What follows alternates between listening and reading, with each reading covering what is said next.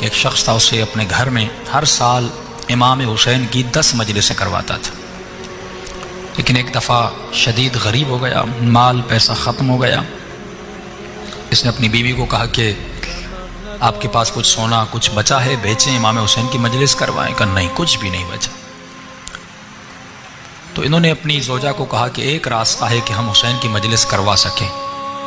کہا کون سا راستہ؟ بردہ فروشوں کا زمانہ تھا۔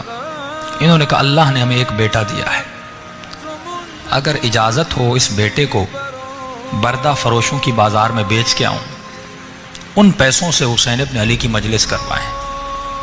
فرمایا اس ماں کی آنکھیں بھر آئیں۔ کہا کہ آپ یہ بھی کوئی پوچھنے کی بات ہے؟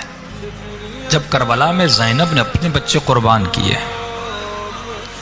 اس ذکر کو بچانے کے لیے چپا چپا کونا کونا بی بی نے تازیانے کھائے، زندانوں کی اذیتیں برداشت کی، میرا بیٹا کیا ہے، لے جاؤ۔ یہ اپنے بیٹے کو لے گیا، کہتا ہے میں نے ذہن میں قیمت بنائی تھی کہ اتنے میں اپنے بیٹے کو بیچوں گا، کسی نے میری قیمت ادا نہیں کی۔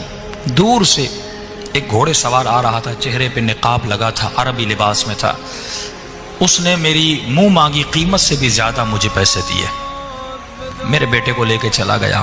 کہ راستے میں جب گھر کی طرف جا رہا تھا، بیٹا یاد آ رہا تھا اور آنکھوں سے آنسو بھی بہہ رہے تھے، لیکن میں اپنے خیال کو کربلا کی طرف لے جا رہا تھا۔ میں نے کہا حسین نے بھی تو علی اکبر قربان کیا تھا، زینب نے بھی تو اون و محمد کو قربان کیا تھا، رباب نے بھی تو علی اصغر کو قربان کیا تھا، میری قربانی کیا ہے؟ میرے بیٹے کے بدن پہ زخم تو نہیں لگیں گے، جیے گا، زندگی کرے گا، لیکن ماں باپ سے دور رہے گا۔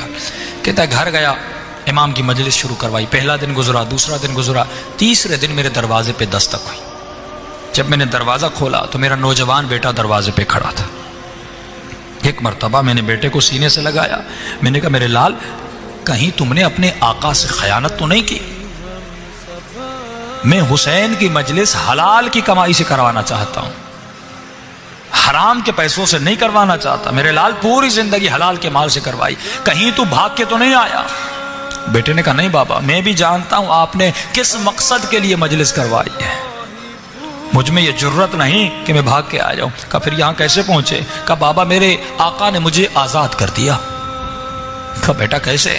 کہا بابا آپ کو یاد ہے جب وہ آئے تھے، نقاب تھا، عربی لباس تھا، جب وہ مجھے گھر میں لے گئے، وہ مجھ سے میری زبان میں ایسے بات کر رہے تھے جیسے ان کی اپنی مادری زبان ہو۔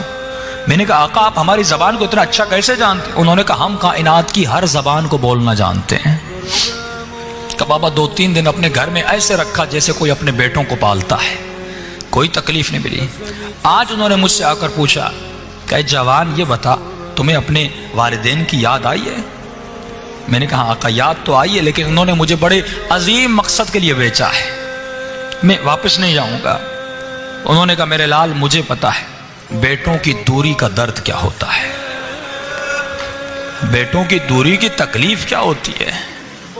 جاؤ میں نے تجھے آزاد کیا، اور جب تمہارا باپ تم سے پوچھے کہ تمہیں کس نے آزاد کیا، بتانا جس کی مجلس کروا رہے ہو اسی حسین ابن علی نے آزاد کیا۔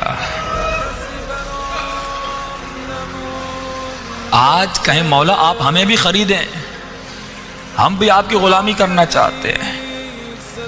جو خود کو حسین کی دربار میں بیچ دے، غلامی حسین میں چلا جائے۔ اور یہ مجلسیں غلام بننے کے لیے بنائی گئی کہ ایسا کردار بنائیں جیسا آقا حسین کو پسند۔